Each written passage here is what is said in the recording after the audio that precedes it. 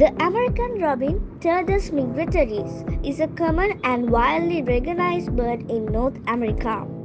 With its distinctive reddish-orange breast and dark greenish-brown upper parts, it's a familiar sight in suburban yards, parks, and woodlands.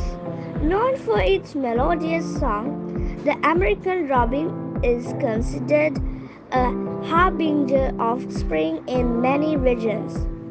These migratory birds often travel in large flocks during the winter months, feeding on berries and insects.